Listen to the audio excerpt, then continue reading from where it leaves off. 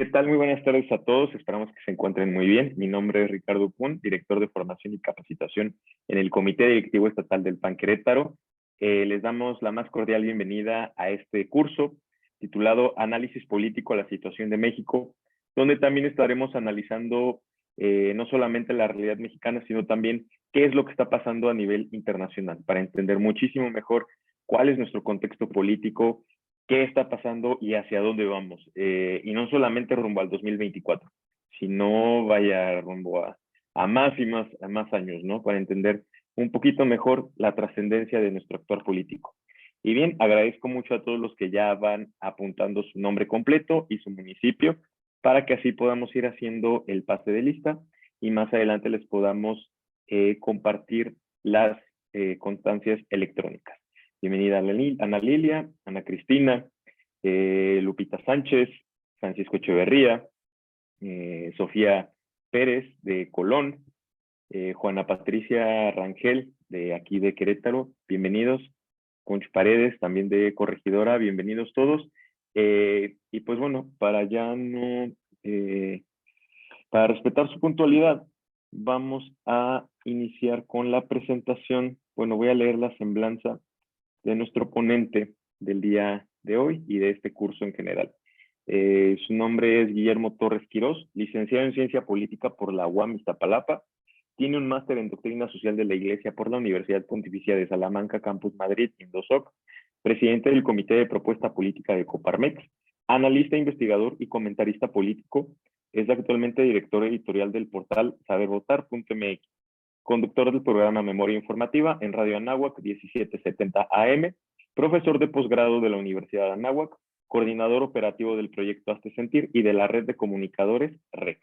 Sin más preámbulo, le damos la palabra a nuestro ponente, así que estimado Guillermo Torres, si gustas puedes comenzar con este primer módulo. Gracias, Ricardo, y gracias a la invitación a la Acción Nacional en Querétaro por esta oportunidad de estar con ustedes y poder platicar efectivamente de este tema de análisis y en el primer punto efectivamente hablar sobre el tema internacional, un poco el panorama de lo que se encuentra. Uno de los primeros puntos para poder entender cómo está la situación actual es entender que el mundo desde el punto de vista económico se ha manejado en tres etapas. Y esas tres etapas han tenido su propia dinámica, su propio sentido. Tenemos que durante siglos se manejó la economía del mundo por orientación por factores. La utilización de materias primas básicas, entre ellos el carbón, incluso en la recta final el petróleo, como el mecanismo de financiamiento y al mismo tiempo el manejo básico de la economía de cualquier país y de cualquier nación y cualquier región. Pasamos de esa dinámica de orientación por factores en el siglo XX, a mediados del siglo XX, después de la Segunda Guerra Mundial, cuando está gestionándose la Guerra Fría, a esto que se conoce como orientación por eficiencia, es decir, la utilización de la capacidad que puede llegar a dar el ser humano para al mismo tiempo ir trabajando acerca del mantenimiento de la calidad y de la en algunos sectores de la economía, como por ejemplo el tema de la maquila, la utilización de una mano de obra barata, pero al mismo tiempo la utilización de las máquinas y de otros elementos, en lo que lo más prioritario se convirtió la eficiencia por encima del tema de los factores. Y después hemos llegado al siglo XXI con esto que se conoce como la orientación por innovación. En otras palabras, habla de que la parte del ingenio, de la creatividad, de esta innovación, de alguna manera, encamina a las nuevas economías. Hemos sido testigos ahora con la pandemia del COVID-19, cómo se ha modificado precisamente este esquema. Estamos acostumbrados a un estilo de vida en el mundo y bueno, pues con la llegada de la pandemia se modificó al 100% el funcionamiento de las cadenas de suministro. Y al mismo tiempo, vimos cómo, por ejemplo, en algunos lugares ha sido la innovación la que ha modificado todos los esquemas. Por ejemplo, temas de innovación que han cambiado. Alguien de repente dijo, híjole, tomar un taxi en algunas ciudades del mundo es caótico, Em, eh, si tú hablas por teléfono a un sitio de taxis, te cobra demasiado, es difícil, tienes que moverte, dan mal servicio, cobran mucho, etcétera. Entonces, a alguien se le ocurrió hacer una aplicación para que tú, sin tener que hacer llamadas telefónicas, pusieras tu ubicación y en automático te recogiera un automóvil con ciertas características, en el que lo que sobresalía en un principio pues, era un buen recibimiento, te daban tu botellita de agua, te trataban bien. Eso es el ejemplo, por ejemplo, es el caso de Uber.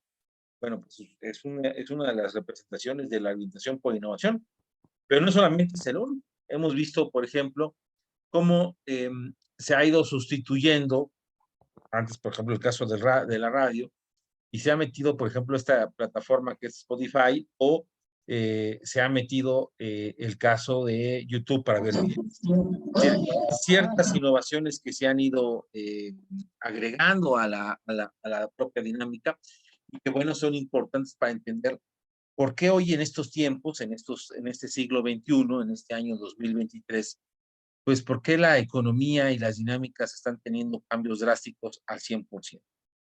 Y a esto viene otro elemento importante, que es explicar cómo este mundo apenas hace menos de 100 años era un mundo totalmente binario, de dos tipos de sopas, las que manejaban y controlaban el asunto.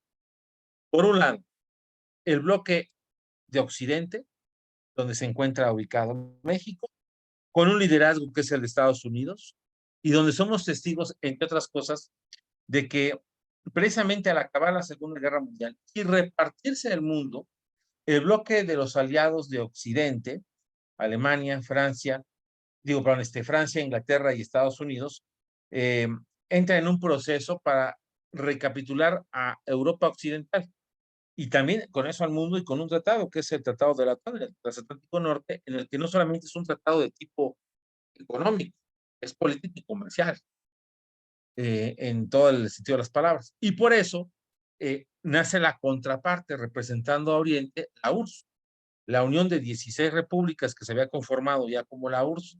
Recordar que la URSS entra como un aliado también para acabar con las potencias del eje, me refiero a Alemania, a Japón, a Italia, y bueno, pues se construye todo este proceso eh, de la Guerra Fría, donde vamos a ser testigos en algunos momentos cruciales de las tensiones que se van a hacer en el caso cubano, la guerra de los misiles en la década de los 60 con Kennedy y Nikita Khrushchev, y por otro lado vamos a ver después los intentos de ataque en Turquía, y algunos episodios de la Guerra Fría donde realmente se llegó a pensar que se iba a dar una invasión, un ataque entre ambas naciones como potencias representantes del mundo.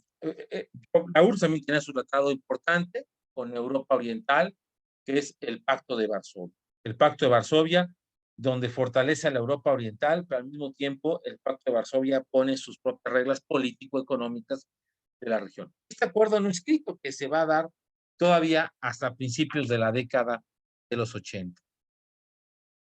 Se cae el muro de Berlín, se acaba este proceso que conocíamos del mundo binario, del mundo de la Guerra Fría, y llega el proceso de la globalización. Un proceso, la globalización, que pues una de sus principales características es el rompimiento de las fronteras. Se empiezan a romper las fronteras que conocíamos, empieza a haber dinámicas de integración comercial, política, se empieza el mundo a regionalizar. Entonces, de pasar a un mundo de dos bloques, estamos ahorita siendo testigos de un mundo de varias integraciones de bloques comerciales, donde tenemos por un lado eh, el tratado, digámoslo así, clave de todo esto, que es el de la Unión Europea, ¿no? Que es Europa Occidental hecha ya un bloque económico con una moneda, el tema del euro. Pero vemos, por ejemplo, en el propio continente americano, pues, entre otros, el Telecan, eh, el TEMEC, como se le conoce también, ese tratado entre Canadá, Estados Unidos y México. Pero al mismo tiempo somos testigos de la Alianza del Pacífico, donde también participa México con otros países, como el caso de Chile, de Perú, de Ecuador, que están ahí involucrados en esta propia dinámica, Colombia también involucrado. Y vemos caso por ejemplo, Europa, Asia, ¿no? Donde vemos también la agrupación de varios países, de bloques político-comercial. Entonces, bueno, estamos siendo testigos de cómo el mundo pasó de dos bloques, pasó al mundo multicultural, multiplural en ese. Y también surge lo que algunos han denominado como el mundo VUCA, por las iniciales en inglés, de 4 características: la volatilidad, la incertidumbre, la complejidad y la ambigüedad.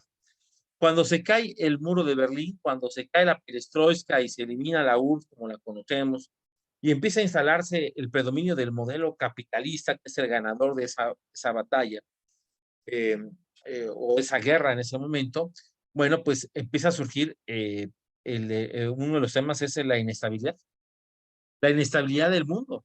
Estados Unidos se regía bajo la dinámica de decir, ¿contra quién me voy a pelear ahora? Y al acabarse esa dinámica, ahora pues tiene que agrupar al mundo, poner ciertas reglas en la economía y decirles, oigan, los que quieran sobresalir, tener oportunidades reales de poder hacer algo, lo que tienen que hacer es prácticamente unirse e instaurar su modelo, instaurar un modelo de tipo neoliberal. Por eso conocemos con mucha claridad este tema del modelo neoliberal como el modelo propio que van a tomar especialmente países latinoamericanos y algunos otros que quieren entrar. Luego tenemos otra característica que es la incertidumbre. Empieza a existir la duda de qué va a pasar en el mundo si Estados Unidos se acabó con su villano favorito y cómo va a manejar ahora el mundo. Entonces, que se genera un sentimiento de incertidumbre muy fuerte que tiene también su propia dinámica. Y luego entramos a la complejidad. El mundo digital empieza a ser compleja las cosas. Entonces, hay generaciones que se quedan fuera, digamos, del aparato, de la operación propia, del funcionamiento de todo. Y luego tenemos la ambigüedad. Se empieza a todo a ser muy ambiguo y entonces cada quien empieza a decir que tiene su propia verdad de las cosas, que tiene su propia realidad. Es una forma de llamarle a este fenómeno que se conoce como el fenómeno de la posverdad, en el que todo el mundo tiene su propia razón de las cosas, todo el mundo tiene que reiterar estar en esa misma sintonía, en ese mismo cuadro.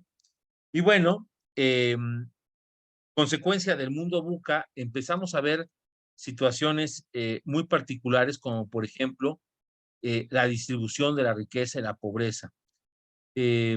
Para nadie es desconocido que, por ejemplo, África es una de las regiones del mundo con mayor pobreza, al igual que algunas partes de Asia, donde está la India y esos países que lo rodean, donde somos testigos de cómo la pobreza se convierte en un elemento realmente predominante para la población. Estamos hablando aquí en este mapa, entre más rojos que más pobreza existe, y vemos cómo países del norte y centro de África viven una gran pobreza y que eso explica los fenómenos migratorios, por ejemplo. Vemos que también América Latina está en un naranja, amarillo, al igual que otros países de Asia, porque están en esa lucha por su propia dinámica de pobreza y de salir. Es decir, sí vemos que una parte del mundo vive con menos de $5.5 y eso se refleja y tiene un elemento importante. Ahora, ¿dónde se concentra la riqueza, el porcentaje del ingreso nacional que va a parar al 10% más rico? Es decir, por ejemplo, Oman es el país donde el 10% más rico acapara el 83% de los ingresos. Aquí el mapa es al revés. Entre más rojo es que más concentración de los recursos se tiene entre los más ricos. Y el color verde es que menos concentración hay más igualdad económica entre los distintos países, entre los distintos pobladores, habitantes. Entonces, por ejemplo, el que tiene el país donde menos concentración hay es Eslovaquia, donde apenas los más ricos acaparan el 27% de la economía del país. Vemos casos como el de México, está arriba del 55%, el sur de África vemos igual, Brasil vemos igual la concentración, Chile, vemos el caso de la India, algunos países petroleros como la concentración de la riqueza está en el 10% más rico. Y si nos vamos a quiénes son los países más ricos según el PIB per cápita, esto lo explico muy sencillo, es como que distribuyéramos, se distribuyera el dinero de los países, del país entre los propios habitantes, cómo les tocaría la repartición de ese ingreso per cápita. Entonces, aquí encontramos que el ingreso per cápita en dólares sería, por ejemplo, el país con mejor ingreso per cápita por habitante es Luxemburgo, el cual estamos hablando de 109,602 dólares, su PIB per cápita anual, que tiene un habitante de Luxemburgo. Luego le sigue Suiza, luego está el caso el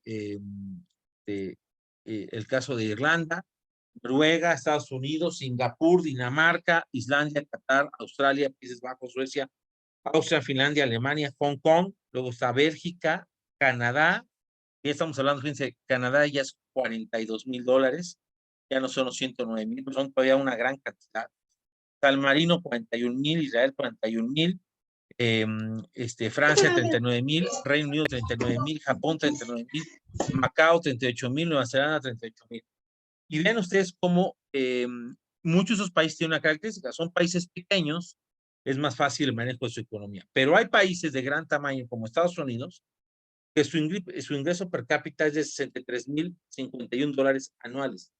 Es una cantidad importante para un país con mucha población, como es el caso de Estados Unidos. Y aquí vamos a ver que hay países como China, que es otra potencia económica mundial, donde no aparece en la lista. ¿Por qué? Porque el ingreso per cápita no corresponde, no está bien adecuado, la distribución de la riqueza está acumulada en unos pocos cuantos y no hay una distribución en general. Y por ejemplo, el país más pobre, según este estudio, es que Burundi es el país más pobre con 415 veces menos que el PIB del país más rico. Ahí vemos las grandes disparidades que llegan a existir, las grandes separaciones que existen en materia económica, en materia social en el propio mundo y se reflejan con mucha claridad. Ahora, si nos vamos a la región de América Latina, el reparto de la pobreza, encontramos que hay tres tipos de pobreza, por llamarlo así, el que es extremadamente pobre, que es menos de 2 dólares de ingreso al diario, el muy pobre, que son 3,20 dólares, el pobre, que son 5,5 dólares al día. Y bueno, encontramos países centroamericanos de la región como Honduras y Guatemala, también como Nicaragua, cuyo reparto de la pobreza es demasiado alto.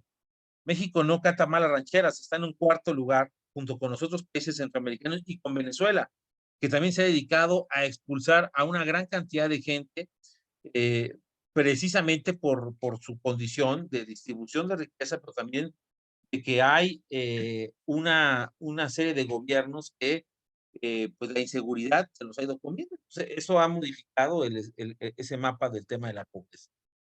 Y luego a esto, otro tema también importante para entender el mundo VUCA es la corrupción, la percepción de la corrupción. La percepción de la corrupción sigue siendo un fenómeno que no se limita solamente a los países pobres. Para los países pobres es más evidente. En los países pobres podemos ver una gran cantidad de corrupción concentrada en el mal manejo de los funcionarios. Pero vemos que es un fenómeno que está también en países del primer mundo. Vemos países europeos donde la percepción de corrupción es alta, y otros países asiáticos. Es decir, la corrupción sí sigue siendo un elemento de percepción muy fuerte que está penetrado en gran parte de estos. Y luego otro tema también que habría que ir entendiendo dentro de nuestra propia dinámica mundial, del panorama mundial, es la evolución de la población mundial, cómo ha ido incrementándose en millones de habitantes, eh, eh, aunque había un crecimiento natural al ritmo que se llevaba, pero bueno, se fue modificando. Aún así, bueno, pues para el año 2100 se calcula que habrá 10,900 millones de habitantes en el mundo. Actualmente estamos en la cifra de los 7,910 millones de personas que están concentradas, están distribuidas en el mundo, en la población mundial. Pero sí vemos cómo en esta gráfica había un crecimiento anual muy alto generado por el fin de la Segunda Guerra Mundial, y cómo este se ve proyectado hacia la propia dinámica de lo que tiene el mundo en estos tiempos y esta evolución que se ha ido ahí estableciéndose. Esto, encontrar este otro fenómeno, que es este fenómeno del envejecimiento poblacional. Fíjense ustedes que en el caso del mundo occidental, así que decirlo con mucha claridad, a partir del último cuarto del siglo XX, se empieza a observar un envejecimiento importante de la población. Le han llamado el invierno demográfico. Este fenómeno empieza a modificar porque la gente empieza a envejecer. ¿Por qué la gente empieza a envejecer? ¿Y por qué no el reemplazo natural se da? Primero, pues porque estas campañas de control natal fueron tan eficientes que hicieron que familias que en la década de los 60, 70 del siglo XX, especialmente en países del llamado tercer mundo, tenían en promedio entre 7 y 9 hijos.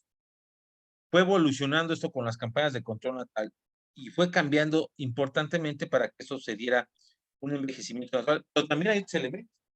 Por ejemplo, el desplome de la mortalidad infantil. El hecho de que han llegado cuidados a los infantes eliminó que muchas muertes infantiles que se daban en los primeros meses o años de vida se cambiaron, desapareciera. Es otro, por ejemplo, el aumento de la esperanza de vida.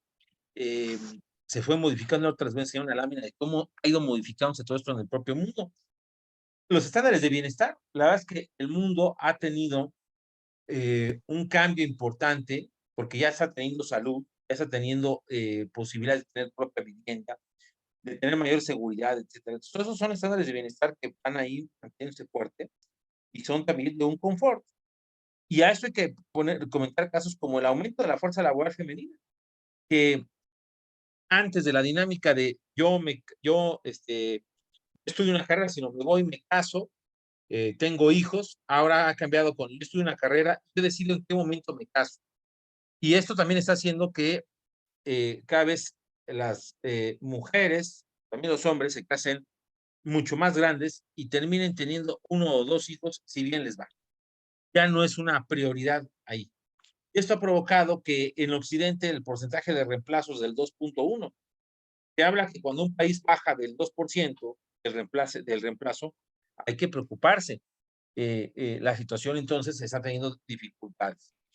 Y bueno, consecuencia de esta parte del mundo, vemos aquí este tema de la esperanza de vida, como por ejemplo países como el caso de Puerto Rico, la esperanza de vida ha llegado a la cifra de los 80 años de edad, cuando apenas Puerto Rico en el año de 1950 era de 61 años. Es decir, cómo se modificó totalmente el mapa. Ecuador, otro país, el promedio de esperanza de vida en el año de 1950 era de 49 años, hoy es de 78. O el caso de Chile, que era de 53 y ahora es de 80. Es decir, todos esos elementos que acabo de comentar son los que han ayudado a modificar ese propio esquema.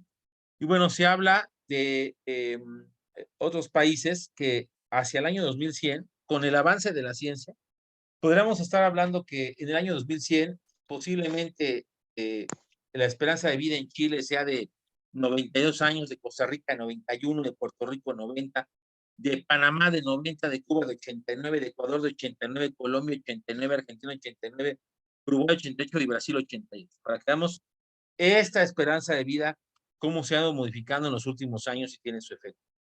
Ya esto es este mapa que le estoy presentando ahorita, es cómo el mundo se modificó de 1980, donde en gran parte del mundo lo que está en verde significa que son países que están con población, más del 30% de la población es joven. Y cuando está en azul es que del 10 al 19% es población joven, es decir, población entre los 10 y los 24 años de edad.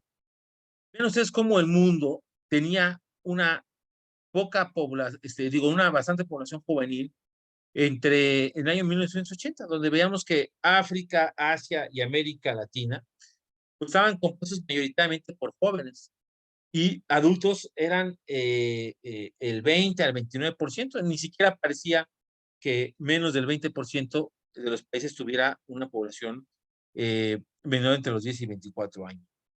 Eh, para 2015, para que nos demos una idea, cómo se modificó este mapa, ya vemos que Europa Occidental y algunos países como Canadá, y otros de Europa, ya llegaron a ese momento en el que la población de adultos mayores es importantemente grande y que la población joven no ha entrado al proceso básico de reemplazo de la población. Si lo proyectamos esto en el caso de la previsión del envejecimiento de la población de Europa,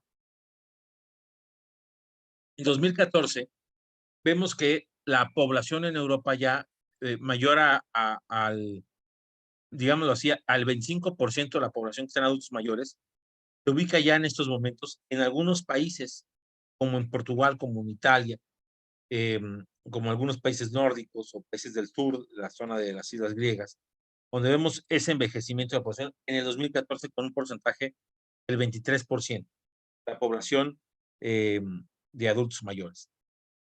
La proyección para el 2050 es escandalosa. Estamos hablando que prácticamente el 34% de la población en Europa serían mayores de edad, mayores de 60 años, y vemos que ya está todo en rojo porque la población de adultos mayores sería una importante. Claro, aquí es donde encontramos uno de los principales fenómenos de nuestros tiempos, que es el fenómeno migratorio. ¿Quién está poblando a Europa? Pues los africanos provenientes del norte o ecuatorianos y peruanos que están yendo, centroamericanos o no centroamericanos, sudamericanos que están llegando, por ejemplo, a España, o que están llegando, pues, estas familias musulmanas, que en primera generación llegan a tener entre 8 y 9 hijos, compitiendo contra el 1.2 que tiene la población europea de reemplazo. Entonces, obviamente esto modifica el mapa, la composición de cómo está la población proveniente de esos lugares en relación con lo que se está viviendo en el caso europeo. Otra consecuencia en este panorama social ahorita de arranque es pues los efectos de las políticas públicas que tuvieron una proyección al corto plazo y que no pensaron en el largo plazo. Y uno de los casos más representativos de todo esto es la pirámide poblacional en China. China, que es el país con mayor número de habitantes, bueno, era el segundo país con mayor número de habitantes, ya ahorita la India le gana por poquito, pero ya en este año ya la India es el país más poblado del mundo, el segundo es China. Vemos cómo la política de tener un solo hijo, una política del gobierno comunista chino, pues provocó que la gente le da prioridad a tener hijo varón. Y pues el grave problema que tienen actualmente los chinos es que hay 100 millones de varones chinos, 100 millones de varones chinos, más que de mujeres. Y entonces, cuando vemos nosotros de repente que se casó un perro, digo, un chino con un perro, o con un árbol, o con una computadora, tiene una explicación. No hay mujeres suficientes. Entonces, ¿qué tienen que hacer para seguir ellos en su dinámica? Bueno, pues tienen que irse a vivir a otras partes de Asia, o de Europa, o de América Latina. Y están modificando los estilos culturales, la vida cultural de muchos de estos países por la llegada masiva de los chinos. Ahora, otro de los temas que tiene que ver con todo eso que estoy platicando es con el tema migratorio que ya expliqué. Vemos cómo los flujos migratorios tienen un peso muy importante, un peso fundamental en la propia dinámica que tiene el mundo. Aquí en rojo estamos viendo los países cuya dinámica de recibir migrantes es natural. Estados Unidos, Canadá, abajo Argentina, eso en América. Y luego si nos vamos a Europa, a la Europa occidental, especialmente Alemania, Francia, llega esa gran cantidad de migrantes. También hay algo de migrantes que llegan a Turquía, que se ha convertido también en una puerta fundamental porque la entrada a Eurasia y por lo tanto para los asiáticos de entrada a Europa. Vemos cómo también en países como Costa de Marfil, como Gabón, o en la República, en Sudáfrica, pues también reciben en menor escala, pero también hay un flujo migratorio importante. Y luego vemos cómo también siguen yendo hacia Japón y hacia Australia como lugares para recibir a esa gran parte de la población migrante. Pero aquí los expulsan los países pobres principalmente, ¿no? Que tienen su propia dinámica. El caso de África del Norte, hoy en día dominante en lugares de Francia, donde la policía decide no entrar y donde la moneda que se maneja es la moneda de los africanos, ni siquiera el euro. ¿Por qué? Porque hay un dominio importante por la gran cantidad de gente que está viviendo en esos momentos en esa parte del sur. Y bueno, un ejemplo de este asunto de cómo se ha ido modificando el estilo de vida de la región es esta fotografía de la selección francesa de fútbol de 1982 en comparativa, que fue en España, y en comparación con el seleccionado francés campeón del mundo del 2018. Y entonces de repente vemos estas dos fotografías como cuando fue el Mundial de España 82, tenido de estrella Michel Platini, solamente tenían a un jugador negro, uno. Y como ahora en el Francia, campeón del mundo en Rusia 2018, vemos que hay 4 blancos y el resto son negros. ¿Por qué? Porque se modificó el estilo de vida, porque cambiaron las generaciones, porque los flujos migratorios de África del Norte, pues ahí están, se incrustaron, perdón, perfectamente en la vida de los franceses y está ahí representado. Este es el ejemplo del mundo buca. Este caso en particular tiene una gran significación. Y bueno, a esto comentar que, como dice la frase, éramos muchos y la abuela parió, llegaron 5 pandemias en un lapso muy corto. Obviamente la pandemia que todo el mundo conocemos es la pandemia sanitaria. ¿Por qué? Porque es la pandemia que nos obligó a quedarnos en nuestras casas, usar el cubrebocas, meternos en una dinámica en la que reforzó el home school, el home office, donde mucha gente perdió trabajo, donde vimos a mucha gente perder la vida. Muchísimos, familiares, amigos, conocidos. Vimos cómo se convirtió esto en una tragedia total, cómo el gobierno, en el caso de México, no hizo las medidas pertinentes. No fue el único caso de México, también Estados Unidos y Brasil cometieron muchísimos errores al principio del toma de la paz. Otra pandemia, la económica, provocada por la pandemia sanitaria. Testigos de cómo varios, bueno, todo el mundo, el 2020 fue un año de pérdidas mundiales impresionantes. Y a partir del 21, los países emergentes más abusados, pues se ofrecieron inversiones más jugosas y entraron a una dinámica en la cual tuvieron una recuperación poco a poco. Pero hubo otros países donde esto les afectó muchísimo. La pandemia fue tan fuerte que les movió todo el esquema que tenían ahí contemplado. Luego tenemos la pandemia social. Yo lo digo un poco en broma, pero la pandemia fue tan fuerte que llegamos a conocer a nuestra esposa, a nuestros hijos. Ya sabemos quiénes eran, qué les gustaba, etcétera, porque no habíamos convivido tanto y bueno, eso fue parte de la pandemia social.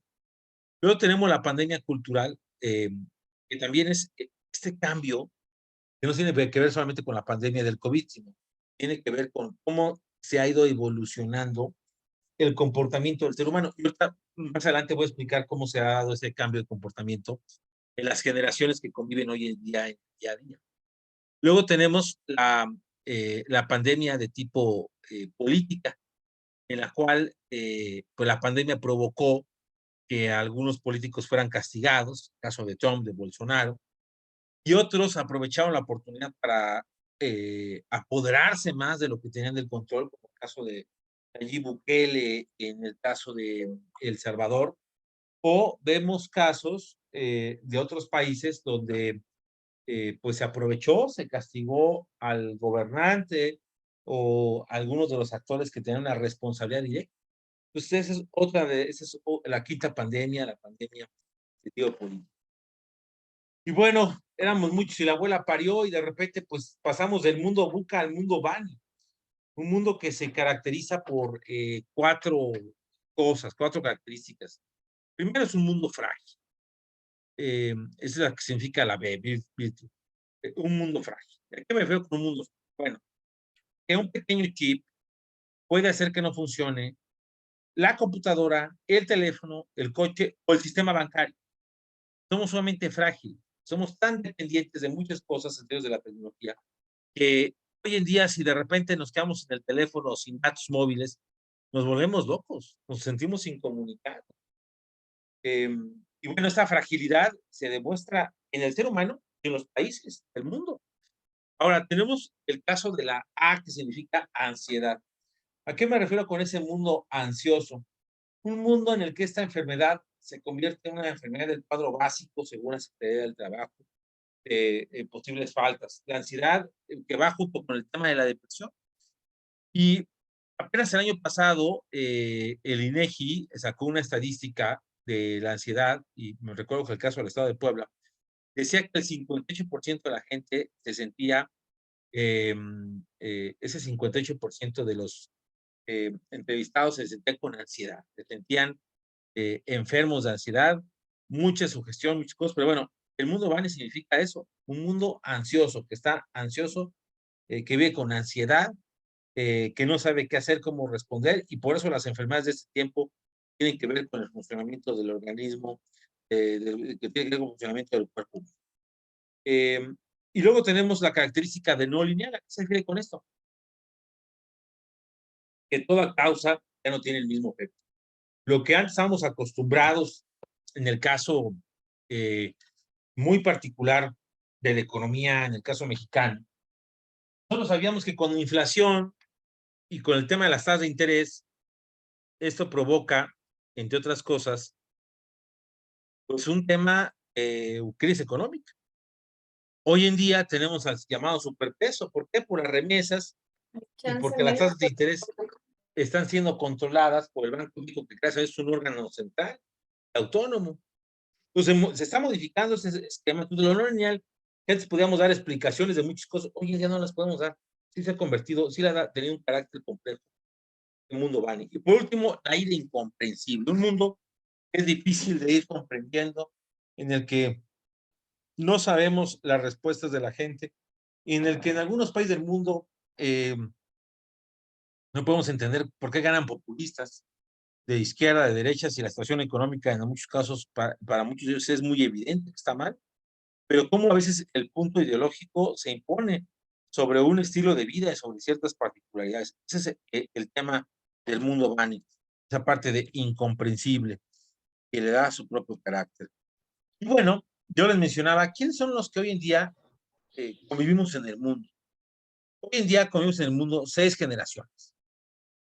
6 generaciones que tienen características cada una distintas y que por eso a veces eh, nos falta mucha más empatía con cada generación para entender su propia dinámica. Y bueno, primera generación es la generación silenciosa o conocida también como los niños de la posguerra. Luego tenemos la generación baby boomer, que son los que nacieron entre 1949 y 1968. Luego tenemos la generación X, que son los que crecieron entre 1969 y 1980. Luego tenemos los millennials, que son los que nacieron entre el 81 y el 93. La generación Z, los que nacieron entre 1994 y 2010. Y la nueva generación que está ahorita con claridad, que es la de los que nacieron entre 2011 y 2000. ¿Qué características tiene cada una de estas generaciones para ir entendiendo? Empecemos con la generación silenciosa. Son la gente que ahorita tiene más de 70 años, es una generación que por la dinámica de vida les tocó ser una característica, son luchadores y sacrificados. No importaba si se sacrificaban por la familia, si se iban de mojados, si se quedaban horas extras, pero lo importante es que siempre eran luchadores, al mismo tiempo con una dosis importante de sacrificio. Sacrificio entendiendo que por mi familia estoy dispuesto a dar la cara y morirme en la raya. Tiene otra característica, la constancia y el realismo. Es una generación que la constancia, ellos sabían, por ejemplo, el mantenerse en un mismo trabajo toda la vida. Incluso hasta tener la misma ropa y la misma esposa y todo. ¿Por qué? Porque para ellos la constancia está en su ADN. Tienen que ser constantes. Y al mismo tiempo tienen un carácter muy fuerte de realismo. Si algo ven que no les cuadra, te lo dicen con una claridad o con una exigencia. Porque ellos lo que les gusta es entender el realismo, no hacerse sueños, sino ser muy directos a lo que están viendo enfrente. Hay que decir que en el caso mexicano, la generación silenciosa fue la que vivió las crisis económicas del PRI con mayor intensidad, porque ellos eran los papás los papás de esa época, la generación silenciosa. Y luego tenemos que también una característica que tiene esta generación silenciosa es que son escépticos a la tecnología. No les gusta la tecnología, no creen en la tecnología, no creen en las redes sociales, no creen en las estrategias que tienen que ser fuera de lo tradicional. Por lo tanto, son escépticos a sesiones de Zoom en muchas cosas. No digo que todos, pero es una característica que tienen esta generación silenciosa. Y luego tenemos a los baby boomers. Los baby boomers, que ya dijimos, esta generación que viene después de la generación silenciosa, que es una generación que ahorita muchos de sus integrantes son abuelos. ¿Qué características tienen los baby boomers? Es una generación trabajadora y sacrificada, muy parecida a la anterior, con valores muy sólidos. Una característica que son muy generosos, porque muchos de ellos vivieron infancias duras y se han convertido en generosos, con una generosidad interesante. Luego, nostálgicos. La nostalgia es algo que les pega de manera importante. Luego tenemos que son soporte. Una característica de la generación baby boomer es que se ha convertido en ser un soporte en muchos campos, empezando por las familias, pero también en campos mayores, la generación baby boomer, que son los que tienen ahorita los 60 años, 55, 60 años, pues también es una generación ambiciosa. Les gusta ambicionar, superarse, llegar a estándares que sean mucho más, sean mejores a los que tenían contemplados o estaban proyectados en su dinámica. Otra característica ahora es de la generación X. Esta generación que nace entre el 68 y el 80, es una generación que una de sus principales características es que sabe trabajar en equipo. Interesante, pero el trabajo en equipo fue algo que parece que se les inculcó mucho a esta generación X que fue formada por los baby boomers. Empiezan con la tecnología, empieza la tecnología a llegar, son los primeros que se acoplan a la generación X. Creativos y emocionales, y tienen un sentido de creatividad, también son muy chillones, la generación X, no como lo que vamos a ver después que la generación millennial. Son apasionados del futuro, obsesionados con el tema del éxito que se les metió mucho desde niños, y son los que mejor se adaptan a los cambios. Es una realidad importantísima. Y bueno, a esto comentar la generación de los millennials. La generación millennial es la otra generación que también está en la convivencia del día a día.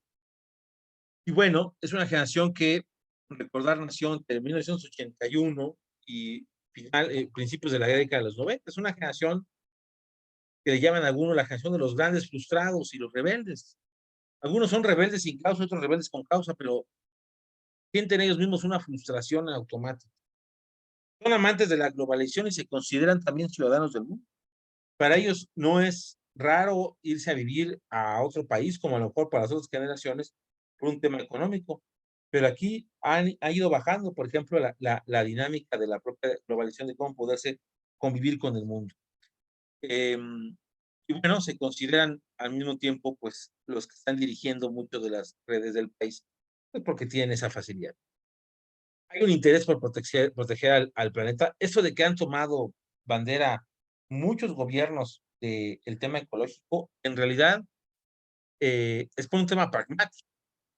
Hay un interés importante por proteger el planeta. Muchos de ellos, por cierto, también están obsesionados con la alimentación sana.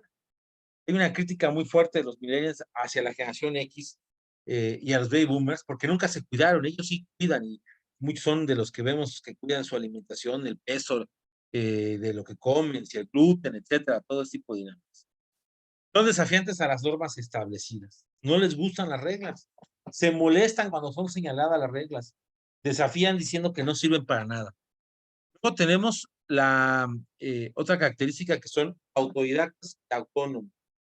Les cuesta mucho trabajo a esta generación millennial trabajar en equipo. Prefieren ellos hacer sus propias cosas y tener su propia autonomía en todo sentido. Y luego, por último, tenemos, bueno, no, pero no es por último, tenemos la generación Z, que es la generación de esos que nacieron entre 1989 y llegan hasta principios del siglo XX. Bueno, esta generación Z es una generación que es adicta a las redes sociales.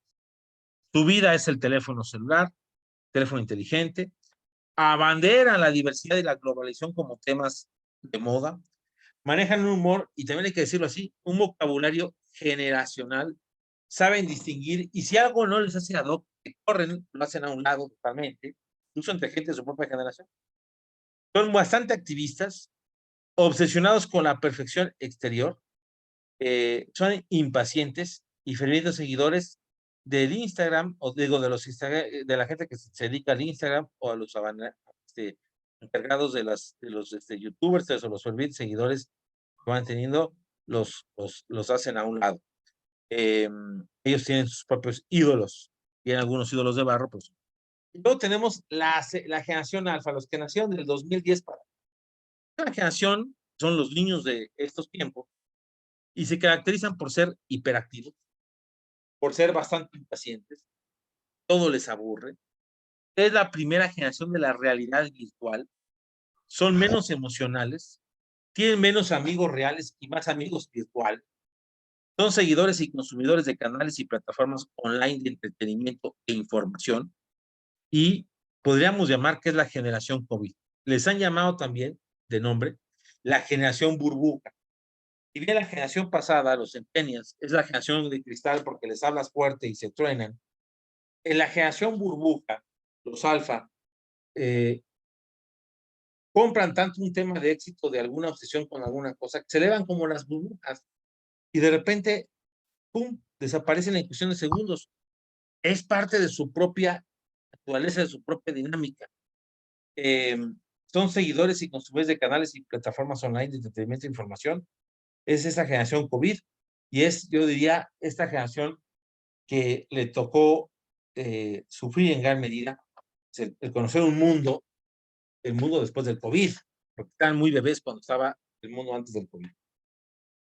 Bueno, si nosotros viéramos y pusiéramos nosotros una, hay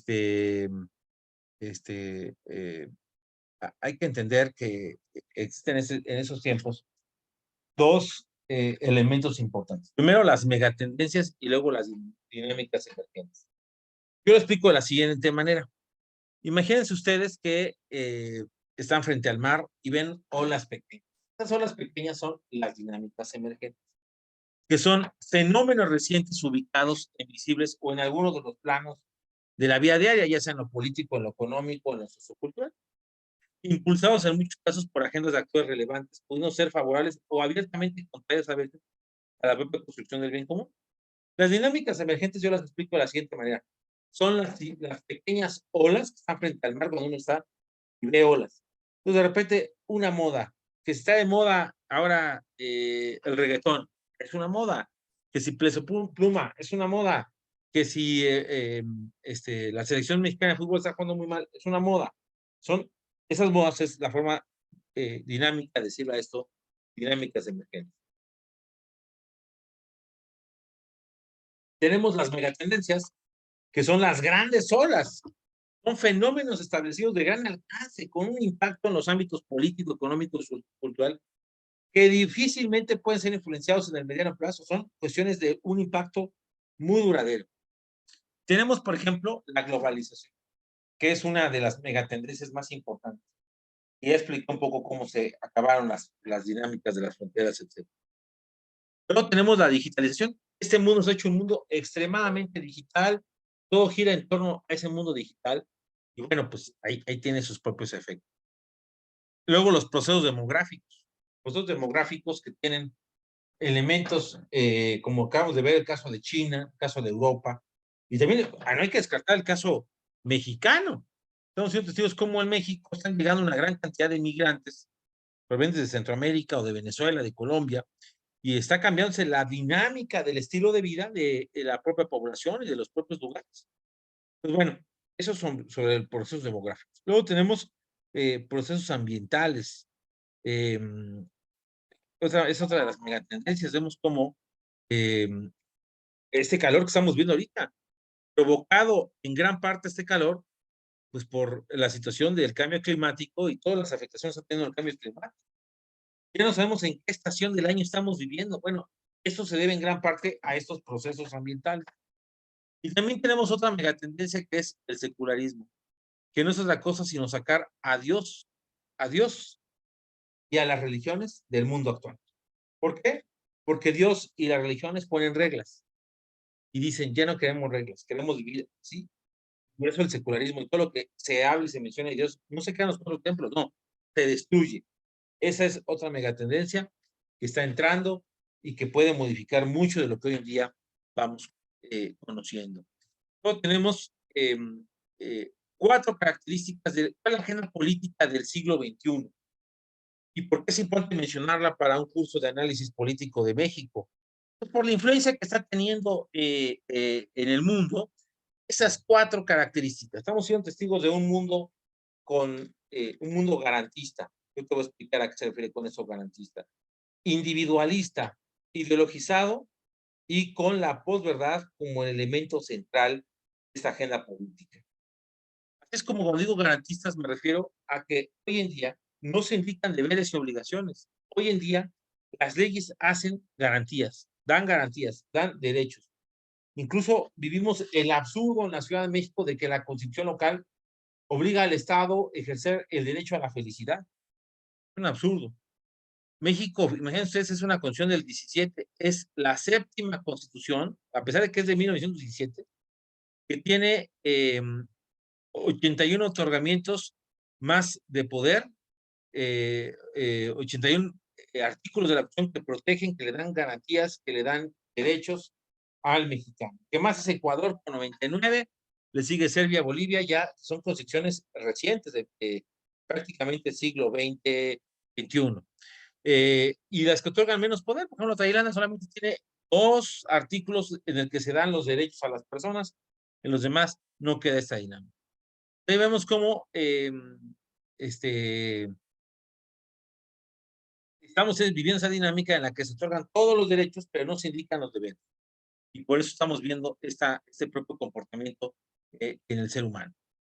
Y un caso reciente fue el caso de Chile. En Chile se hizo una serie de protestas hace unos años en los que esas protestas terminaron con la exigencia por parte de los organizadores de que se hiciera una nueva constitución en Chile. La constitución de en ese momento era de 1980, bueno, la que sigue vigente es de 1980. Entonces, ¿por qué no echarle una actualización? Dijeron, no, vale, va de acuerdo. Se hace un referéndum para ver si se hacía, ganó el que sí se hacía, y luego se dispuso a,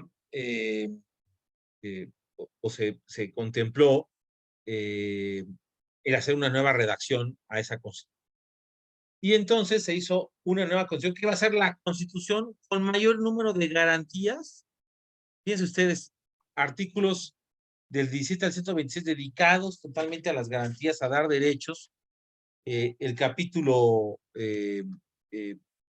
incluso el capítulo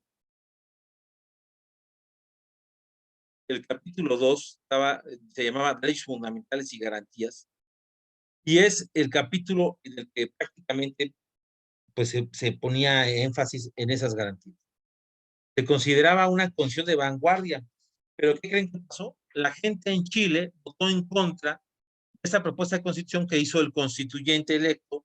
El primer constituyente electo era un constituyente principalmente de izquierda, que decidió decir no, rechazó, porque decían, está dando demasiados derechos, pocas obligaciones, y esto va a dejar muchas ambigüedades desde el punto de vista. Cuando hablamos de individualista, es acabar con un sentido básico de la sociedad, que es el sentido de comunidad, de hacer comunidad y de transmisión de valores naturales por medio de la célula básica que es la propia familia. Entonces, yo cuando empiezo a hacer leyes en las que la prioridad se convierte la persona y no la comunidad, no la persona en su ser, sino la persona para cumplir cierto capricho, estamos en problema. Por eso, decisiones como el tema del matrimonio igualitario o el derecho, el mal derecho a la adopción por parte de parejas del mismo sexo, digo mal derecho, porque en ese sentido, el interés superior del infante está por encima del interés de unas personas que quieren ser padres. La prioridad es para el adoptado que tiene derecho a escoger madre y padre. Bueno, pues eso es parte. Vemos también cómo, por ejemplo, se da una gran contradicción se quiere acabar con la dignidad de la persona humana, pero pues está por encima de todo, está la libertad. Entonces, el argumento de que hay que dar la libertad a las personas, lo que se le quita es la libertad a otras personas. El tema del aborto es un tema polémico, pero que demuestra de alguna manera cómo esa agenda individualista está metiéndose a acabar con la persona a pesar de que ser humano. Y bueno, también otra característica es que es ideologizada. Vemos, por ejemplo, que en algunos lugares la agenda política se basa en el liberalismo y en otras lo que rige es el marxismo y en otras los nacionalismos que están de moda y en otro el ecologismo y en otro la ideología de género y así poder irme como las tendencias que existen en cada lugar para ir marcando agendas muy particulares. Y bueno, aquí el tema es que se trata de imponer su pensamiento como de lugar en esa parte ideológica. Las ideologías, no importa si son de izquierda o derecha, de ultraizquierda o de ultraderecha, eh, pues están trabajando en cuatro rubros importantes del mundo. En la educación, en la cultura, en los medios de comunicación y en las leyes. Cuando hablamos nosotros de esas ideologías trabajando, pues es, por ejemplo, en el tema de la cultura se generan contenidos para que se vayan instaurando en la parte educativa. O los medios de comunicación se convierten en un elemento importante para poder eh, este, inducir en los medios de comunicación esta ideología y por eso trabajar en el campo de la cultura. El otro importante es el cabildeo. Se trabaja en las leyes, cambiar las leyes para que las leyes sean leyes a modo. Entonces se trabaja en esa parte ideológica en las leyes y en los medios de comunicación. En el que estamos viendo el éxito de esas leyes y los medios de comunicación es una constancia de ir de alguna manera estableciendo esas dinámicas que quedan ahí colocadas. Es decir, por un lado, que los medios de comunicación hagan su trabajo y las leyes hagan su trabajo para aniquilar a quien se pueda considerar un enemigo de su ideología. Por eso, cuando decimos que está ideologizada, es que encontramos que existen dos elementos importantes. Eh, y es los intereses personales, que es la obtención del poder. El poder es el único vicio que dura 24 horas y que no hay un arrepentimiento distinto. En otros vicios sí lo hay, en el poder no. Entonces, ¿por qué? Porque el poder te puede dar dinero, posición, influencia, relaciones. Entonces, es ideológica porque tenemos intereses personales ahí, pero también hay intereses mundiales. Sí hay intereses de más en macro, de tener poder y poder sostener un control económico, político, social. Y por último, tenemos este tema de la posverdad. Es decir, vivimos bajo un tipo de sociedad donde cada grupo defiende su verdad, diría Niurka Marcos, y se establece su propio lenguaje sin que sea posible llegar a consensos amplios. ¿Cómo funciona la posverdad? Por ejemplo, en las fake news se difunde una noticia impactante y atractiva que puede ser mentira o real, pero manipulada. Por su impacto se comparte por redes sociales hasta hacerla viral. Después, los medios tradicionales, por no ser superados, retoman la noticia. 4. Aunque la noticia es desmentida, no se difunde como la mentira. Por lo tanto, como la aclaración no convence o llega a todos, entonces la noticia falsa se convierte en una verdad manipulada. Eso en gran parte es la posverdad. Yo lo pongo aquí, lo ejemplifico yo tengo otros datos. Y es que la posmodernidad no quiere defender ninguna ideología, pero en cierta manera lo hace. Su paradójica se llama posverdad, que es el eufemismo que pretende lavar la cara del viejo relativismo y pretende de forma transversal en todas las propias ideologías. Y bueno, hoy en día estamos siendo testigos de una lucha encarnizada de tres potencias por tener el control del mundo. Y estamos siendo testigos de algo que se veía muy difícil hace unos años. El fin del monopolio de Occidente. Es decir, estamos siendo testigos hoy en día de que está desplazándose el poder global hacia Asia-Pacífico, principalmente por el caso de China, donde Rusia juega un papel importante porque Rusia no solamente sabemos que está en guerra actualmente contra Ucrania, sino porque quiere marcar un ritmo de la agenda política. Por eso, hacia 2031, podríamos ver el fin del monopolio de Occidente como la cabeza del mundo. Y vemos a un presidente Biden, presidente de Estados Unidos, un presidente débil. Vemos a un Putin que no ha podido con la guerra que lleva más de un año contra Ucrania. Y vemos a un Xi Jinping que ha roto las propias reglas del juego político chino.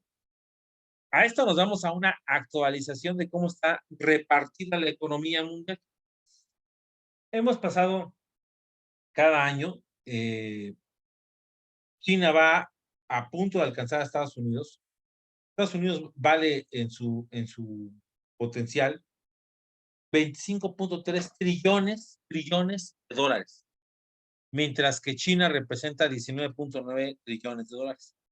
En otras palabras, la economía norteamericana representa todavía un 25% de la economía mundial. China representa el 20%. Estos dos países representan prácticamente el 45% de la economía mundial. Y vemos a otros competidores. El tercero ahorita con mayor potencial económico es Japón, que vale 4.9. Por ahí está Alemania, que representa 4.3. Vemos por allá México, que representa 1.3 trillones de dólares, lo que tiene. La India tiene, por ejemplo, 3.3.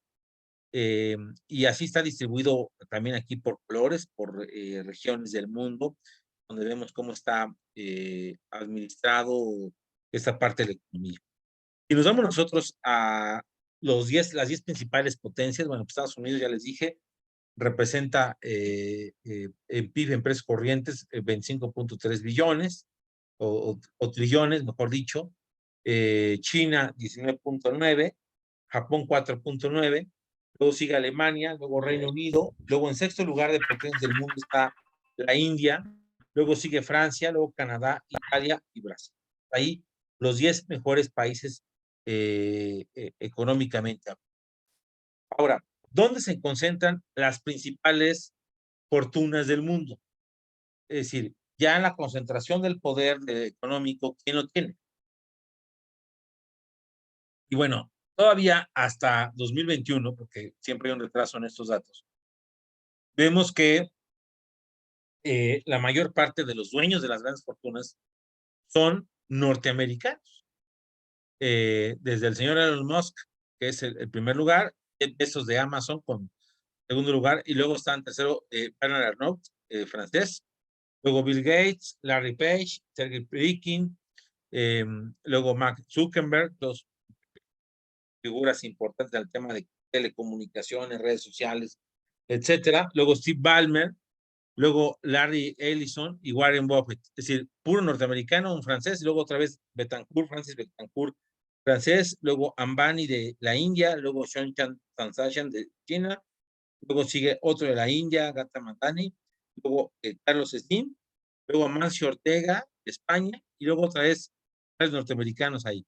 Tim Walton, Rob Walton, Phil Knight y Alice Walton. Eso en las 20 mayores fortunas se dan cuenta, pues todavía sigue el potencial de Estados Unidos. Y bueno, también hay que entender en esta dinámica el papel que está jugando China en esa búsqueda por ser la máxima potencia mundial y que bueno, pues China tiene sus propias particularidades. Recordemos que China empieza una nueva era con pues lo que conocemos nosotros como la Revolución China, que fue la llegada de Mao Zedong al poder supremo de China, y esta Revolución Comunista China es la que va a provocar la fundación de la República Popular de China. Y vamos a ver cómo China ha tenido sus distintos momentos de ser un país muy pobre, pasó a un país donde un país donde no hay democracia, donde es un partido político el que domina, pero con distribución del poder de sus líderes. Y bueno, China siempre ha hablado de una transformación radical de su economía. Sin embargo, vamos a ser testigos en la década de los 80, cómo China modifica esa dinámica de pobreza y el discurso de su narrativa para iniciar una dinámica muy particular. Será la llegada al poder como la tercera economía mundial para 1990. Eso fue parte de lo que festejó en su momento China, estamos hablando del 92, y luego vamos a ver cómo se empiezan a dar una serie de acontecimientos que van fortaleciendo a China. Por ejemplo, el territorio de Hong Kong, que lo tenían los ingleses, se lo regresan. Y yo creo que el más importante de todos es cuando el presidente Clinton insiste en que China pueda ingresar a la Organización Mundial de Comercio, a la OMC. Y eso es de las cosas más significativas que van a tener. Después veremos cómo China presume su gran potencial con los Juegos Olímpicos de Beijing en el 2008. Después en el 2011 se convierte en la segunda economía mundial. Cómo se da también después el estallido de la pandemia del COVID-19 provocada en China y las afectaciones que va a tener. Y aquí hay que decir, alguien que es el líder, que en teoría tendría que durar pues como 15 años, se calcula, pero ya lleva más tiempo, pues es el señor Xi Jinping, secretario general actualmente del Partido Comunista, que es quien tiene el poder, el control económico para el caso de los chinos. Los chinos siguen avanzando y siguen teniendo un gran potencial en esa parte. Y bueno, también hay que hablar del programa común que contenía los principios fundamentales del nuevo gobierno chino. China entra en un proceso en la década de los 70 que va a verse con el ingreso a la Organización Mundial de Comercio, de qué es lo que tiene que hacer como principio fundamental para no perder su origen comunista. Entonces, la República Popular de China dice en su documento, es un estado de nueva democracia, de democracia popular.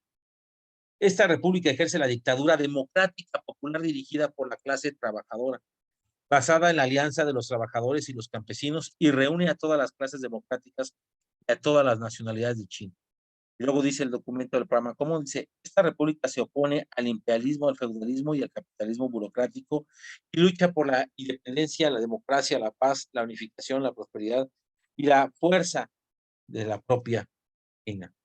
Y bueno, para que nos demos una idea, el capital de la infraestructura china, aquí vemos este mapa de los aeropuertos en China. Los que están en verde son los aeropuertos hasta 2006. Después la construcción del plan de los nuevos aeropuertos, 45 de ellos, y luego otros nuevos aeropuertos entre 2011 y 2020. Es decir, estamos hablando de 244 en toda China, aeropuertos. Aeropuertos como el que estaba haciéndose aquí en México, en Texcoco, no como el Felipe Ángeles, sino como el Texcoco. Ahí es donde nos damos cuenta de la gran capacidad que tiene China como potencia económica, su red que tiene, por ejemplo, de solamente aeropuertos, pero podríamos irnos por otras cosas por la gran cantidad y el recurso y la movilidad que van teniendo al respecto. Por ejemplo, ¿cuáles son los aeropuertos más transitados del mundo? Es decir, el número de millones, los que más se mueven, pues siguen siendo aeropuertos norteamericanos. Por ahí Cantón y Yungali entran ahí también, y luego Las Vegas, pero el mundo, Estados Unidos sigue manejando al mundo, aunque a pesar de que va disminuyendo su influencia y China la va aumentando, en el mundo occidental, Estados Unidos sigue siendo el amo y señor. Ahora, hay una cosa que está también cambiando y está perjudicando a la región. Es el caso de ese tratado comercial que se conoce como el BRICS. ¿Qué es el BRICS? Es una alianza comercial entre Brasil, Rusia, China, India y Sudáfrica. La idea es comercializar de oriente hacia occidente, no como normalmente se hacía de occidente para occidente, no. Aquí dicen, yo no tengo que pasar para comercializar con África o comercializar con América Latina, que pasar por Estados Unidos, Europa Occidental. No, yo puedo hacer una ruta que pase por abajo, y así yo ayudo a México y ayudo a América Latina en su distribución de poder. Obviamente, el principal receptor de esto es Brasil y es Lula.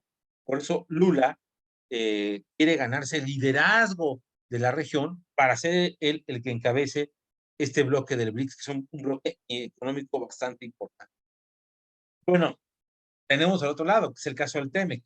¿Para qué sirve el TEMEC? Bueno, pues para integrar esta América del Norte, donde el capital que tiene la región es de 23 billones de dólares, esto por Estados Unidos, un comercio de 1.16 billones de dólares, 490 millones de personas en esa dinámica.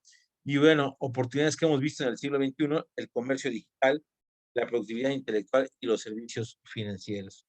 Si alguien no compra este asunto al 100%, válgase de que no está entendiendo la importancia de este tratado y por qué Estados Unidos quiere tener el control de México o estar cercano a México. Primero tenemos el G7, que es esta reunión de países, esos 7 países que son Canadá, Estados Unidos, Japón, Francia, Inglaterra, Alemania e Italia, cuya función es un bloque económico para prácticamente mandar en Occidente, con Japón, con Estados Unidos, con la proyección hacia el tema británico. Esa dinámica de traer una fortaleza esté ahí de alguna manera involucrada. Y bueno, la gran pregunta, ¿qué está haciendo China? Lo que les decía, ¿quién está llegando hacia Asia, hacia África, América Latina? Y en este mapa vemos quién es el principal socio comercial por país. Vemos que prácticamente más de la mitad del mundo, China ya es su principal socio comercial. Ya conquistó Asia, ya conquistó Europa, ya conquistó África, va por América Latina y tiene a Sudamérica de la mano. Ese va a ser uno de los temas más importantes para ver el dominio del caso chino sobre el resto del mundo. Y bueno, a esto hay que sumar este mundo digital del cual yo he hablado, cómo el mundo digital ha modificado también parte de los esquemas de lo que vemos hoy en el mundo. Tan solo hay que echarle un ojo a lo que pasa un minuto en Internet durante prácticamente un año en 2021, ¿qué es lo que pasaba? En un minuto en Internet, para que nos demos cuenta de cómo el mundo digital tiene un gran potencial. Por minuto, se suscriben 28,000 personas a Netflix, se hacen 695,000 historias en Instagram, se hacen 9,132 conexiones en LinkedIn, se mandan 69 millones de mensajes por WhatsApp o por Messenger mensaje, 5,000 descargas de TikTok, 2 millones de visualizaciones, 1.6 millones de dólares gastados en online, 2 millones de sweeps y 15 horas de videos subidos y una gran cantidad de cosas que podríamos ver muy al respecto de esta lámina y de esta dinámica del propio mundo. Ahora, aquí vemos quiénes son las marcas, y aquí las marcas, no los hombres, sino las marcas con más valiosas del mundo. Entonces vemos otra vez Estados Unidos dominando, vemos allá al famoso GAFA, es decir, vemos allá Apple, Amazon, Google, Microsoft, Walmart. Las 5 primeras marcas son totalmente norteamericanas. Luego en el 6º lugar Samsung, que es coreana del sur. Luego sigue Facebook.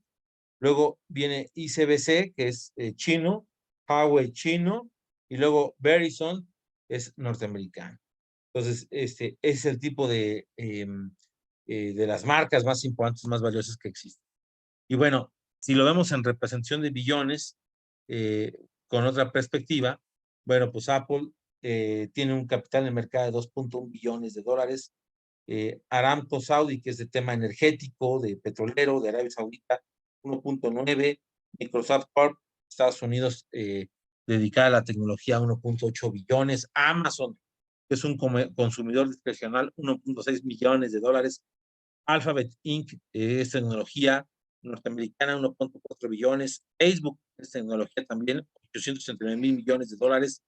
Tencent, que es competencia china, 753,000 millones de dólares. Tesla, que es de Estados Unidos, 643,000 millones de dólares. Alibaba, que es China, el equivalente Alibaba también a tema de distribución como a Amazon, 615,000 millones de dólares. Y Berkshire Hathaway, que es de finanzas de Estados Unidos, 588,000 millones de dólares. Eso es lo que nos muestran esos datos. Y bueno, precisamente yo les mencionaba el caso de la competencia entre VAX y GAFA. VAX, que es Oriente, que son los chinos, que es donde está Huawei, Tencent, Baidu, que representan 329,000 millones de dólares tan solo en los últimos años. Y GAFA, que es las iniciales de Google, Amazon, Facebook, Google, Apple, Facebook, Amazon, que tienen, valen 800 millones de dólares, y que bueno, también tienen ahí a Microsoft dentro del paquete, y bueno, es una lucha, una guerra entre Estados Unidos y China, que está dándose con quién es el dueño del capital en estos espacios, dueños de clientes, inversiones, todo. Va creciendo de forma importante, pero todavía GAFA sigue siendo el dueño, esto por la influencia de Occidente de manera importante. Y bueno, ahí aterrizando, hay que recordar que yo les explicaba que para 1980 estábamos viendo un mundo complejo y ambiguo, que era el mundo VUCA, ¿no? Un mundo volátil, incierto, complejo y ambiguo. Llega a 2020 y llegamos a un mundo caótico, al mundo VANE, un mundo frágil, ansioso, no lineal, incomprensible. Esa evolución que ha tenido el mundo de ser complejo, ambiguo a un mundo caótico, pues tiene consecuencias importantes también en el caso de América Latina. Es aquí donde yo quiero mencionar el caso de América Latina, porque, como les prometí, vamos a hablar de lo macro para ir llegando a lo micro. Pues, de pasar al mundo, pasamos ahora a América Latina. ¿Qué ha pasado en América Latina en el siglo XXI? Bueno, uno de los primeros elementos es que en el siglo XXI, a diferencia del siglo XX, que le costó mucho trabajo a América Latina tener la democracia como modelo de gobierno, hoy en día no es así. Hay sus excepciones, caso Venezuela, caso Cuba, Nicaragua, pero el resto de la región ha tomado la democracia como modelo de gobierno. Que escojan malos gobernantes es otra cosa, pero han escogido a la democracia como el modelo de gobierno y le está funcionando. Otras partes del mundo no lo tienen. Es un elemento positivo de América Latina. Segundo elemento positivo, el rápido crecimiento que ha tenido de lo rural a lo urbano. Para que nos demos una idea. En el año de 1900, Sao Paulo, Brasil, tenía 19,000 habitantes. Hoy en día tiene 19 millones de habitantes. Es decir, en un siglo, América Latina creció de lo rural al urbano de forma exponencial. Europa tardó 3 siglos. América Latina creció muy rápido. Luego tenemos la globalización, que gracias a la globalización y que Estados Unidos movió para que el neoliberalismo se implementara, encontramos que hizo la globalización que se disminuyera la regulación estatal, es decir, que el Estado metiera mano en la economía de sus países. Éramos testigos de cómo en América Latina se daba una crisis económica o una gran inflación y las malas decisiones de la regulación estatal provocaban más crisis. Hoy en día, gracias a la creación de los bancos centrales de carácter autónomo, esto ya no es así. Por lo tanto, la globalización, hay que decirlo así, ayudó a esa disminución de la regulación estatal. Yo lo mencionaba en el caso del mundo, pero en el caso de América Latina, el mejoramiento del estilo de vida, en el tema educativo, vivienda, salud, es muy, muy significativo. Caso México. En el año 2000, empezando el siglo XXI, el nivel de escolaridad en México era de sexto de primaria. Hoy en día, 2020, el censo de 2020 es primero de secundaria, primero de bachillerato. Es decir, hubo un aumento importante en nuestro nivel educativo. Pero en el caso de vivienda, hoy en día cada vez más gente en América Latina tiene vivienda. Se ha ido modificando ese propio esquema. Y por otro lado, vemos el establecimiento de la clase media como la clase mayoritaria. Estamos acostumbrados a que siempre se decía que América Latina, la clase mayoritaria eran los pobres. Ya no son los pobres, es la clase media baja. Y ojo, vamos a ver en la siguiente programa, en la siguiente clase, exposición. Los gobiernos en América Latina no están trabajando para los pobres, están trabajando para ganarse a la clase media baja. Por eso es muy significativo este caso de este elemento en lo particular, que es la clase media como la clase mayoritaria. Muy importante y es una buena noticia para la región. A pesar de sus dificultades, ha logrado establecerse esa propia dinámica.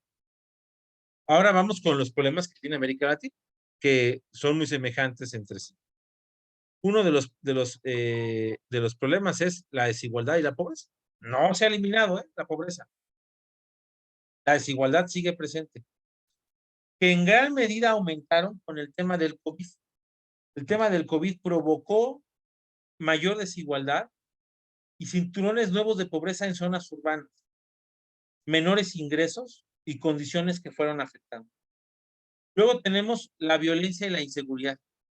Hemos sido testigos de cómo la violencia se ha convertido, por desgracia, en un elemento terrible que nos está afectando prácticamente eh, toda la dinámica eh, del funcionamiento eh, del sistema de derechos humanos, y la impunidad ha provocado que deje de haber esperanza en muchos sentidos. El Estado de Derecho no está aplicando, y bueno, eso es una bomba de tiempo. Ahora, tenemos la falta de competitividad y productividad. A pesar de que tenemos el tema del BRICS, que ya expliqué el mapa del BRICS, tenemos una falta de competitividad y productividad porque en la región nos hemos especializado en algunas cosas y no estamos siendo lo suficientemente capaces para ser competitivos con otra región, especialmente con el primer mundo. Entonces, cuesta trabajo a veces poder incluso comercializar con ellos. Por otro lado, los programas sociales clientelares, que ya son otro elemento, otro problema. ¿Y a qué me refiero con esto? A ver, siempre ha existido los apoyos económicos, solamente que ahora se le da un efecto clientelar. Y esa es una dinámica del populismo, en donde, por ejemplo, se ha eliminado la dinámica de las reglas de operación de los programas sociales. Y ya nada más se quiere dar el dinero por dar el dinero. Eso tiene su propia afectación. Por otro lado, tenemos un panorama internacional incierto. Ya mencioné el caso de Estados Unidos, China, la Unión Europea, como las propias complejidades entre ellos le han dado su propia dinámica, pues afectaciones. Y bueno, a esto comentar que pasamos de gobiernos de derecha prácticamente en la región a en este año 2023 tener gobiernos de izquierda como los gobiernos dominantes. E incluso la cosa se va a poner ya más interesante, porque el caso de Ecuador entró en una nueva conflicto social, pues todo parece indicar que la izquierda va a ganar en Ecuador, y entonces pues solamente Paraguay y Uruguay no serían países con un tinte de izquierda en la región. Todos los demás, quedan por ahí algún país centroamericano, ¿no? Pero esto nos habla de cómo se ha dado esta modificación de la conformación del poder desde el punto de vista del pensamiento y cómo esto llega a influir en distintos ámbitos. Y bueno, yo hablaba mucho del mundo Bani. ¿Cómo podemos nosotros darle la vuelta al mundo Bani? ¿Qué se requiere para, por ejemplo, combatir la fragilidad que nos da esta característica del mundo Bani? Pues se requiere capacidad y resiliencia. Hemos demostrado en México nuestra resiliencia para muchísimos problemas, nuestra capacidad para salir adelante, nuestro espíritu de trabajo en equipo. La A significa ansiedad y se alivia ¿con qué? Con empatía y confianza y atención plena. Lo no lineal significa una visión sistemática y de adaptabilidad. Estamos muy acostumbrados a liderazgos muy rígidos o liderazgos de papel que son muy frágiles. Estamos flexibles, liderazgos flexibles, que sepan entenderse y acomodarse en los momentos perfectos ahí. Y luego lo incomprensible que demanda transparencia, intuición y trabajo colaborativo. Es decir, nos demanda ser transparentes, nos demanda dinámicas muy particulares de lograr revivir el sentido de comunidad, el sentido de trabajo en equipo. Y esos son elementos importantísimos que podemos nosotros tomar en cuenta. Yo de esta manera acabo con esta primera parte, que es de lo macro, a irnos después a lo micro, al caso de México para las intenciones, pero yo quería que entendiéramos cómo está actualmente el mundo funcionando, cómo están esas luchas, esas competencias entre China, por un lado, versus Estados Unidos, cómo está impactando la economía, la economía al sentir social y las afectaciones que ha tenido, que tuvo el COVID y que ha tenido toda esta propia dinámica en lo particular. Yo quisiera dejar abierto en estos momentos el micrófono para cualquier duda o comentario, sugerencia, o si quieren algún punto en particular que se quiera profundizar, pues con todo gusto quedo abierto para este momento de preguntas y respuestas.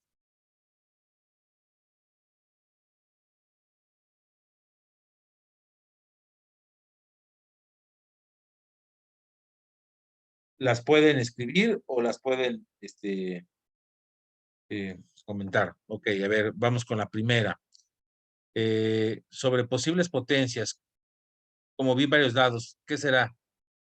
¿Qué será China, India, Rusia y México?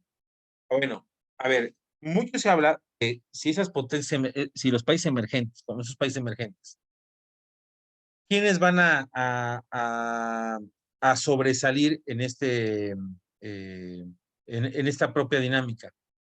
Eh, este, China, queda claro que, bueno, ya dejó de ser un país emergente, es la segunda potencia. Se calcula que entre el año 2031 y 2050, China podría ya ser la principal potencia económica del mundo. Ese es uno de las proyecciones que tiene. La gran sorpresa del mundo se está viendo que es la India. La India, que es un país que también vive mucha pobreza y una desigualdad tremenda, que ahora es el país más poblado del mundo, también está teniendo destellos interesantes. Y a ver, hay que entender que India tiene un presidente totalmente racista, totalmente disruptivo, es como un Trump tropicalizado en la India. Es el mejor calificado ahorita, es el que mejor calificaciones tiene, aprobación en el mundo, y en gran parte se debe a que ha hecho una redistribución en ciertos sentidos de la parte de la riqueza. A pesar de que sigue siendo un país pobre, le ha atinado a ciertos elementos, y entonces la India se está convirtiendo en el elemento sorpresa, totalmente el elemento sorpresa, y su crecimiento, para que nos demos una idea, la India ha tenido crecimientos recientes entre el 5 y el 8% de su economía. Incluso en año de pandemia, recordar que solamente China e India fueron países que crecieron económicamente. Incluso creció más la India que China. Se está proyectando que la India ya está entre los 10, ya está en el top de las 10 potencias económicas del mundo. Podría todavía superar en algunos sentidos, algunos momentos y algunas cosas, precisamente por esa dinámica. El caso de Rusia, ese sí va para atrás. Rusia ahorró durante 20 años preparándose para una guerra y ahorró muy bien, sabiendo que lo iban a castigar económicamente. Entonces, hizo ahorros en el banco ruso, eh, invirtió en ciertas cosas de armas y cosas hay que recordar que Rusia es la segunda potencia en armas del mundo. Primero Estados Unidos, después de Rusia y tercero es China. Rusia lo único que le ha invertido y de lo que tiene un gran capital es precisamente es precisamente el caso, eh, eh, el caso ruso que ha tenido su proyección en las armas. Ahora, ¿qué vemos en el caso particular de Rusia? Rusia le apostó, por ejemplo, a dar a precios muy económicos los fertilizantes y fumigaciones a México. El otro que también México lo compraba barato era Ucrania, pero Rusia fue con el gobierno mexicano y le dijo, yo te lo doy más barato. Entonces, México por eso no se quiso conflictuar con Rusia. Y hay cosas que Rusia tiene en su potencial haciendo. Ahora, es un país que vive en crisis de hace muchos años. La guerra le está perjudicando. Entonces, ese se ve que no va a tener un crecimiento suficiente. Ahora, viene el caso de México.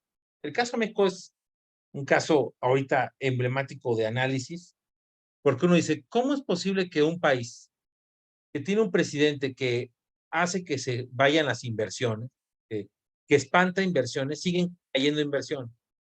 ¿Cómo es posible que un país que hostiga a medios de comunicación, a la oposición, etcétera, pues un presidente demócrata como Biden, pues ahí le dé espaldarazos.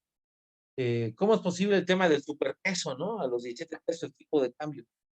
Porque es lo que le decía del mundo Bani. Es un mundo que no es comprensible.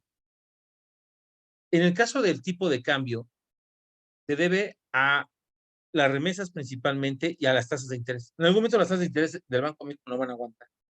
Y las remesas van a un momento en el que ya no van a dar tanto dinero. En algún momento esto se va a caer, esa bomba.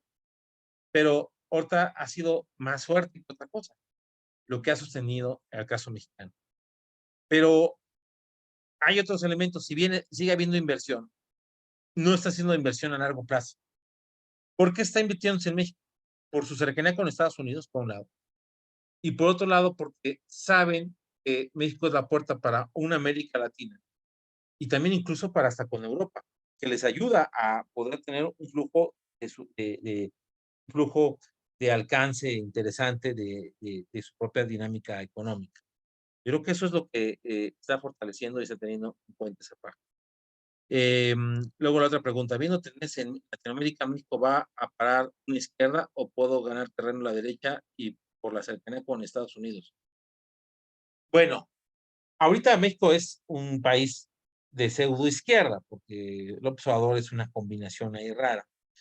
Eh, pero hay que decir que Estados Unidos, esa dinámica que antes veíamos de gobiernos muy de derecha o en el caso norteamericano, es, los temas son otros y la dinámica es otra.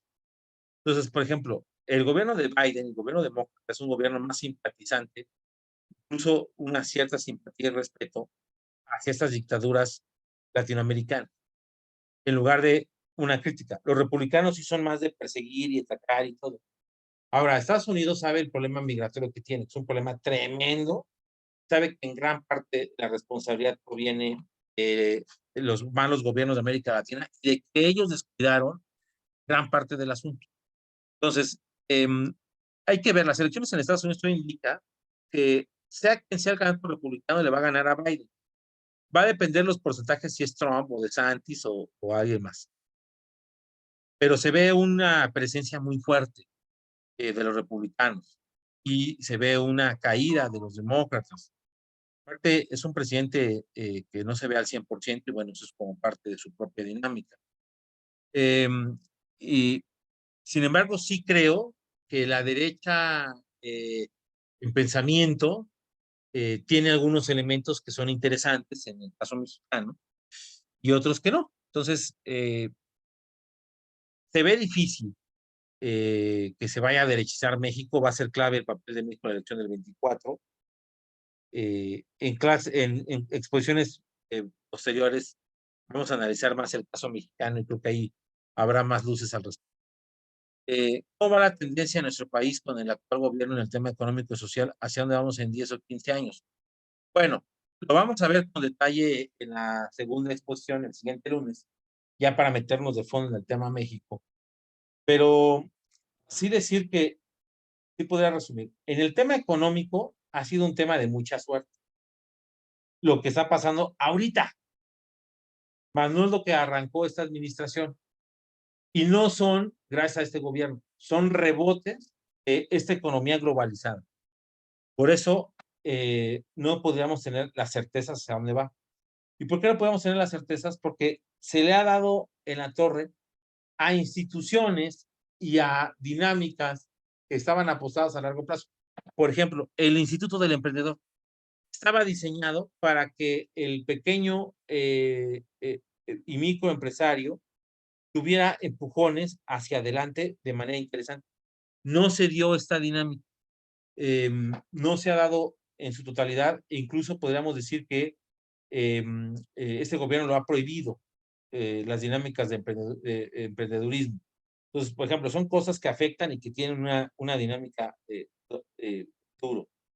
Y bueno, sobre el tema social en México, repito, la siguiente sesión lo vamos a ver a más detalle, pero sí puedo adelantar que también se ha modificado el mapa social de México mucho. Ha tenido una, eh, un punto en el que podríamos regionalizarlo y las consecuencias, podríamos decir que en estos 5 años de esta administración, vamos para atrás en muchos rubros. Sí, es como si hubiéramos entrado a una máquina del tiempo y hubiéramos retrocedido mucho. Y eso también tiene sus propias afectaciones, sus propias visiones y sus propias incertidumbres. Hay vicios muy fuertes que tiene nuestra economía mexicana que tarde o temprano van a salir, van a saltar. Mucho se habla de que tenemos elementos perfectos para una crisis económica fuerte. Pues sí, hay esos elementos, pero también los hemos tenido en otros momentos recientes y no se ha llegado a dar.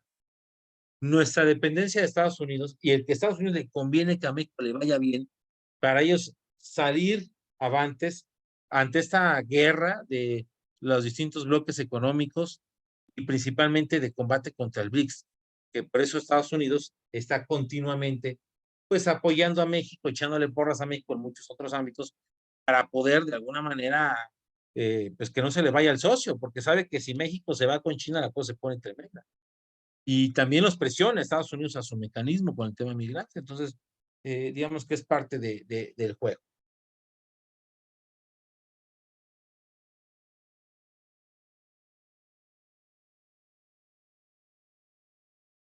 No sé si hay alguna otra pregunta.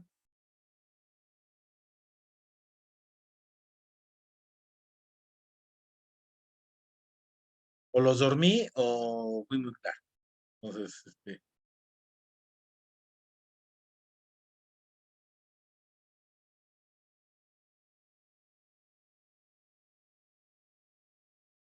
bueno, pues si no hay mayor pregunta, yo creo que, estimado Ricardo, yo creo que terminamos, ¿no? Sí, perfecto, está súper bien. Pues nada más agradecerles mucho el que se hayan podido conectar a la sesión. Recordarles que van a ser 3 sesiones. Hoy fue la primera y siempre va a ser en lunes de 6:30 a 8:30. En unos minutos les voy a estar mandando por el grupo de WhatsApp la liga para que puedan evaluar la sesión. Esa evaluación también nos sirve a nosotros para mejorar la calidad de los cursos, para pasar comentarios a nuestros ponentes y también para el pase de lista. Entonces, si alguno todavía no está en el grupo de WhatsApp, por favor escriban aquí en el grupo para que los agregue. Incluso voy a dejar por aquí todavía unos minutitos más abierta la sesión por si es que alguien más no llegó a estar, no fue agregado al grupo de WhatsApp. Y pues, estimado Guillermo, agradecerte muchísimo por la ponencia del día de hoy, que estuvo muy interesante. La perspectiva internacional siempre es algo básico para que nosotros podamos entender nuestro entorno político. Lo internacional también afecta a lo local. Así que muchas gracias. Nos estamos viendo la siguiente semana. Te paso la presentación para que se compartan todo el grupo. Sí. Compárteme la presentación y se las comparto también en el grupo de WhatsApp, ¿vale? Entonces nos estamos viendo la siguiente semana. Muy buenas noches a todos y saludos. Buenas noches. Buenas noches, gracias. Buenas noches.